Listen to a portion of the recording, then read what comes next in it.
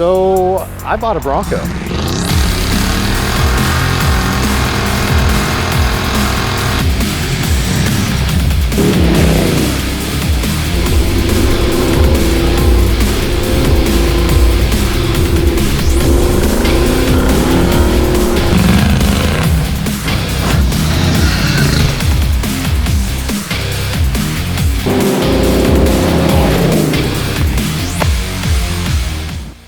What do you say, Brian? You want to do this? Sure, why not? You want this chair or that chair?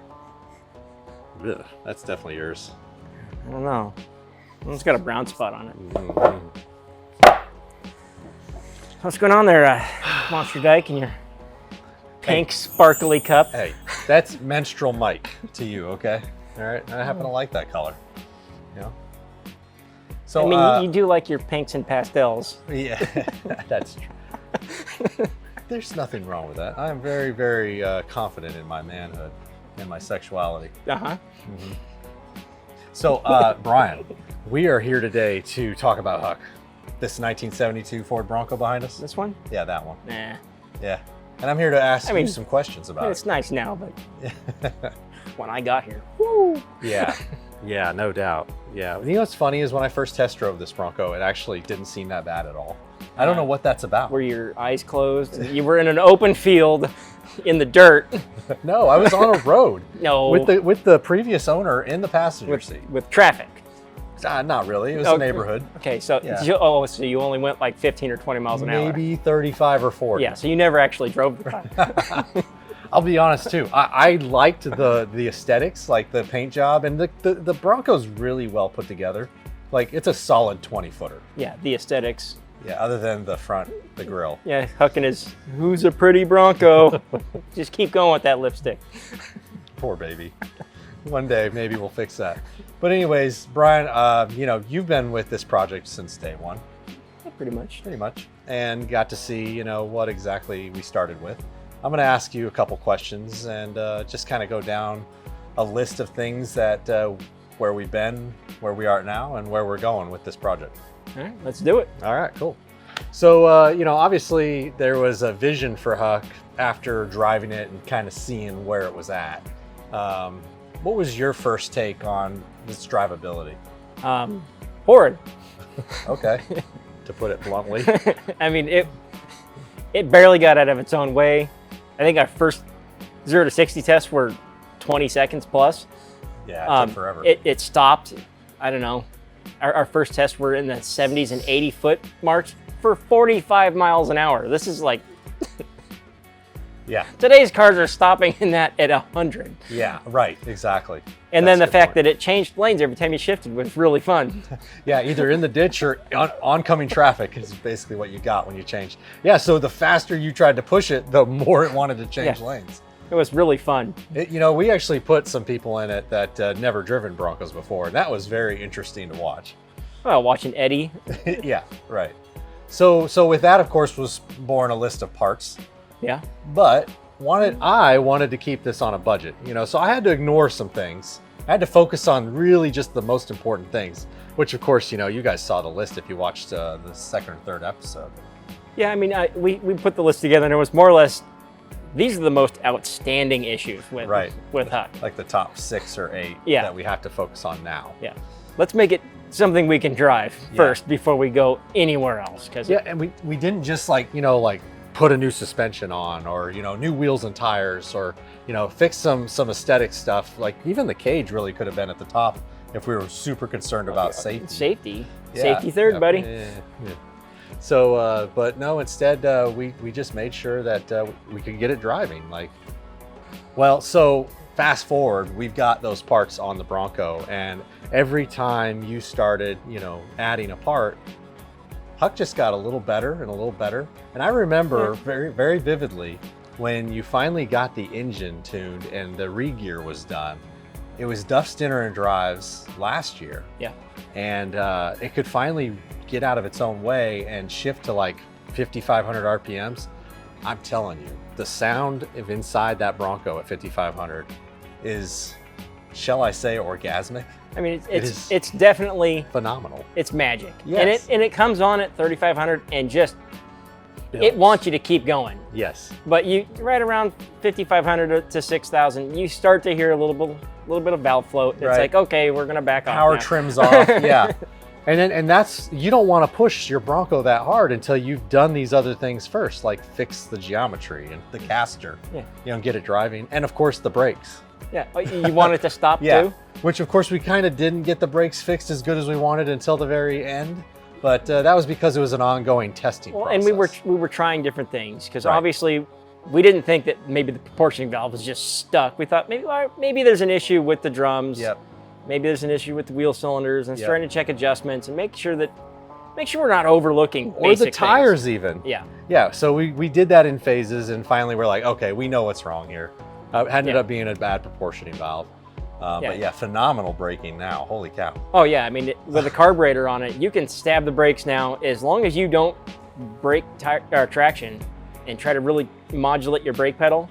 This thing will come to a stop and stall itself out just because none of the fuel is at the jets any longer. Yeah. It's all smashed up to the front side of the float bowl. And we should point out that the work that you did on getting the carburetor tuned and adjusted for this Bronco, it's hard for me to justify going to EFI because of how much fun this carbureted engine is in this Bronco. But I just think it's important to point out to people that you can rebuild a carburetor on a Bronco and have fun.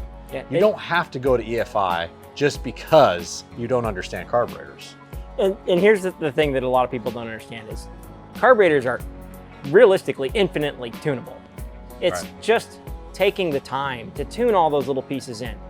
The only real aspect you're gonna run into with EFI and carburation is carburation doesn't work all that great at angles. Yeah. When you're changing elevation. Where you're out wheeling and you're bouncing around and you get into a funky angle, that's where your carburetor starts to fail. Yep, If like, I don't know, probably 50% of the people that own Broncos, they never see the dirt and they don't want them to see the dirt. On the street, a finely tuned carburetor is amazing. Yes. So with all that being said, and the Bronco running really good, things kind of came unraveled for us a little bit. Why don't you tell me a little bit about that, Brian?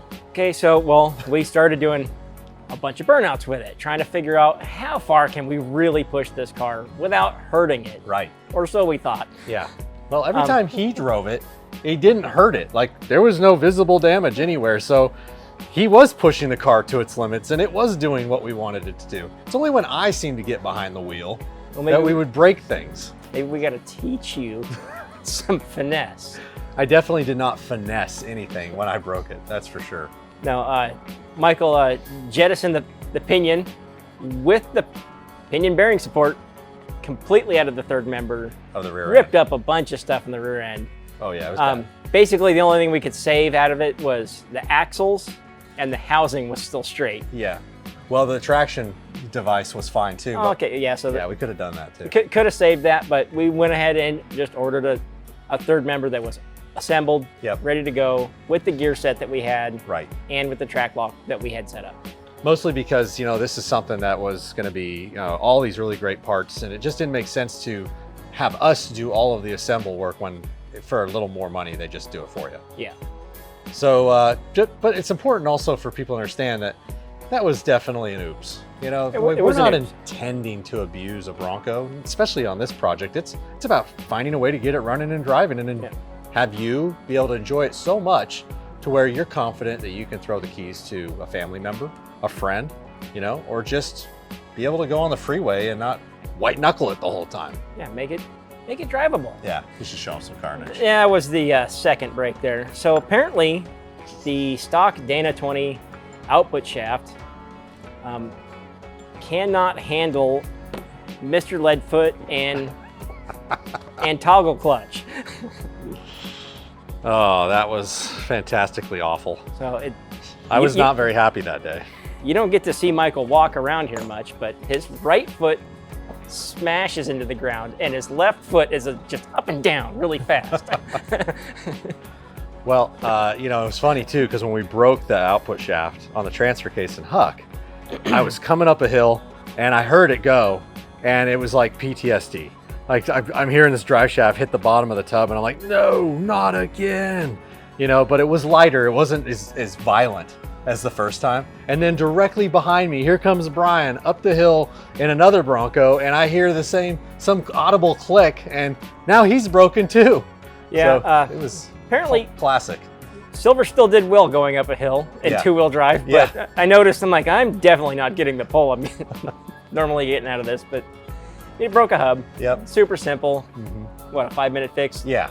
On the trail. Not so much for the output shaft. To put it in view, I mean, Huck was broken on Wednesday and fixed on Friday. So for a whole transfer case to come out and be tore down and then put back in 2 days, pretty awesome. Yeah, I mean, we tore it down. We installed advanced adapters. Big, beefy. Dana 20 upgraded output shaft. And really it went in beautifully. Yep.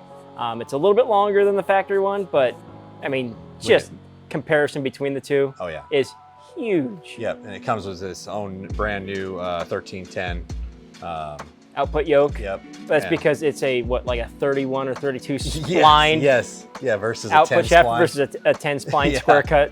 That's right. So it's a huge change in the strength of the output shaft. Right. So Brian, where are we at now with Huck? Right now, Huck is a great daily driver. I hope you spend however long. I mean, obviously we're going to be doing some little things here and there with it, doing some instructional videos, but I think every day you should be driving this car back and forth to work. It drives phenomenal. Enjoy it. Yeah. So Brian, what's next for Huck? What's next? Well, obviously after you enjoy it for a while and we get on some of these other projects that we've got just sitting around, like, let's say, Monster. Yeah, don't get me started. Is it running yet? Sure, yeah. Go sit in it and go brum, brum, brum, brum, and you're totally good. Thanks. No, but I think really for Huck, it's, let's do EFI and test that for people. Sure. Show them the differences between the two and do an install with it. Obviously, during that, we'll upgrade our install video for the tank, showing the EFI side of it. That's right. Yeah, because there's a tank video coming out. Yeah, it's probably out already by now. The transmission it's worn out, synchros are toast, and it's terrible gearing. It's got horrible gearing. First gear is second. It's like an second 80s. Is just a second and a half, and then you got third, which is 1-to-1, and then it's got an overdrive, but it's like way out there. Yeah, it's like an old Tremec. I don't know if it's a 170, somewhere around there, but it's an 80s F-150 truck transmission. Yeah, if you're not buzzing third, you're not pulling fourth. Yeah, exactly.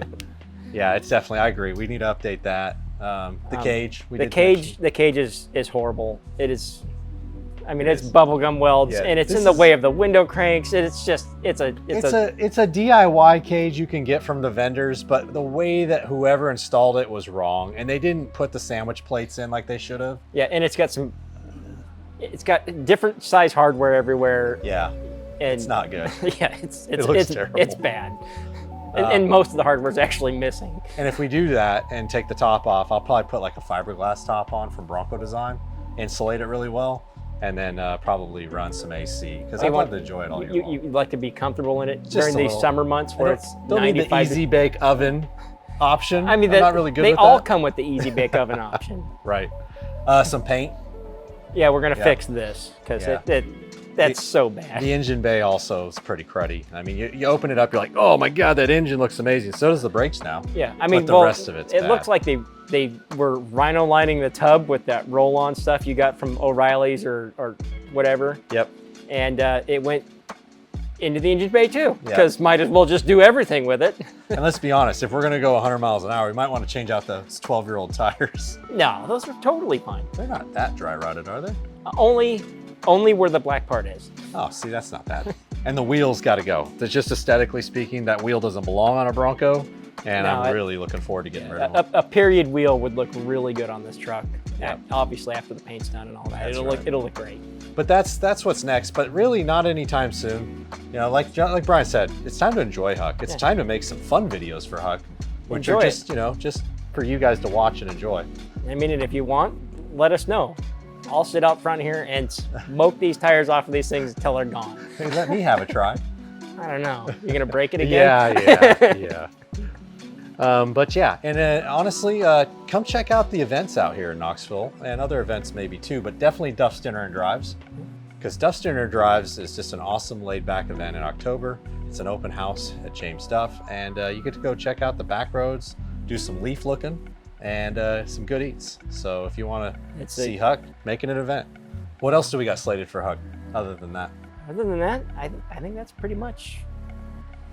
I mean, besides we're going to do testing at Winrock and really push this thing again. Right. Hopefully without breaking it this time. I am excited about Winrock because this is only a 1.5 inch lift, but it has a 1 inch body lift, and the shock package on it allows it to really articulate. Yeah. So there's a good chance that even though it's not really a tall Bronco, that it can really flex. Yeah. I mean, we've got some testing done with it now. It's super low slung. Yep. Which is kind of something I like to go for. I don't like a super tall Bronco. Right. Like I said, we're 1.5 inch suspension with a 1 inch body lift. Yep. And we're getting, what, 35 inches of vertical 36 wheel travel? Yeah, it's crazy. And we've got to test this new tank from Lick Creek Restorations and their hidden winch that we just installed on it as well. Yeah. So those things are going to be interesting to see how well they hold up off-road. Yeah, I mean, we really need to go put Huck now to its test. Yep. And some more instructional videos will be coming out as well, because this is a great demo Bronco for all kinds of parts. Yeah, and just so you know, there were a couple other things that we didn't really hit on about Huck as far as products go. We got the torque tamer in. We got the new dual exhaust from James Duff in. Yeah. Those things all tied together. And the James Duff exhaust is freshly dented from the pinion. Yes, it held up really well. On both mufflers. Yeah, and it didn't seem to change a thing. So why replace those parts? But yeah, we got that. One clamp's a little loose. But Well, guys, Huck will return, but we're gonna be busy doing other things for a while. So we're gonna add some information in the description below. Check that out, and of course, please leave a comment. We love your feedback. And subscribe if you haven't already, because we've got more great content, especially if you're crazy about Broncos like we are. a little bit. Yeah. And we look forward to seeing you guys at the next one.